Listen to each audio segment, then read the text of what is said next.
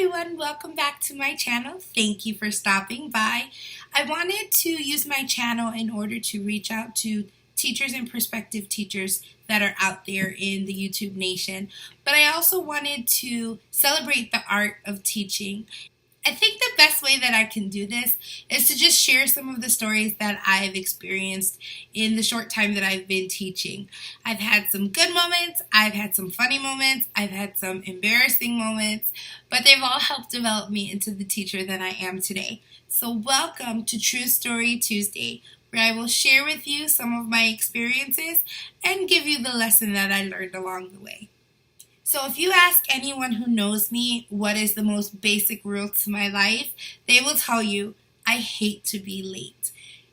Being on time is just not good enough for me. I always have to get there early so that I'm prepared and ready just in case things start early. But I wasn't always this way. This habit actually came from one of my most embarrassing moments in my early teaching days. As I mentioned before, I graduated in December, which meant that I started working as a teacher in January. I did a little bit of long-term subbing, and then I did some ESL interventions, but I didn't have my own class until the following August. It was my first full year with my own classroom, and I accepted a position as a dual language teacher, which meant that I had not one, but two classrooms full of students. I actually ended up having about 46 students. I would say the biggest challenge of that type of position is the fact that it's so fast-paced.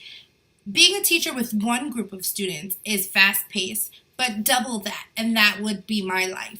And so I was really flying by the seat of my pants. I didn't know which day was which, and usually I ended up not knowing about certain things that were happening unless I left myself a sticky note on my desk. Then, that December, the week before we went on winter break, we had our holiday concert, and we were performing it for the parents later that evening, but we were having a rehearsal in front of the entire school that afternoon. And we had been receiving emails back and forth from the music teacher and the administration saying, hey, don't forget, the concert starts at this time. Don't forget, don't forget. And I could have swore I wrote it down. And so I told my students, okay, boys and girls, we have to be there at 2 o'clock. And then all day, I was so proud of myself because I was ready. 2 o'clock, we were going to head downstairs at 1:55, so that way we'd be there, we'd have time to get seated, and I would actually be proactive instead of reactive. So we got down there only to find out that the program really started at 1:45. So we were 15 minutes late, and the entire school saw us walk in super late.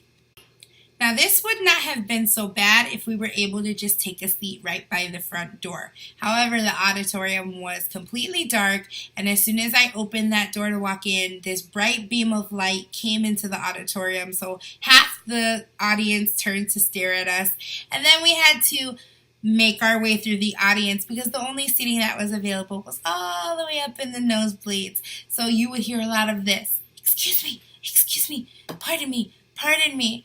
It was so embarrassing. And from that day forward, I promised myself that I would never be late to another assembly, performance, concert, anything that was happening. So now I am super diligent in making sure that I am always early to any event that I have to go to, school related or personal related. True story. And now it's time for the moral of the story. The moral of the story is utilize any resource that can help you be on time for any meetings, concerts, or events that you have at your school or in your life. So for example, if your school uses Outlook, I know that you can send yourself reminders of any meetings that you have coming up. Or you can set an alarm on your phone, or you can write things on the board or on sticky notes. And just use those things to help you stay on track of everything. Definitely utilize those resources because at the end of the day, life as a teacher is so busy. If there's anything I've learned from teaching or watching some of the teaching videos on YouTube is that the daily life of a teacher is very hectic and there's always so much going on, and you have to have your attention on all of these little ones that are in your care, and sometimes you tend to forget things. So utilize any resource that you can to help you maintain a little bit of balance and give you that reminder that you need, so that way you're not the person walking into the auditorium 15 minutes late. Thank you for sticking with me through my first entry of True Story Tuesday. I will see you next week with some more true stories about my teaching life.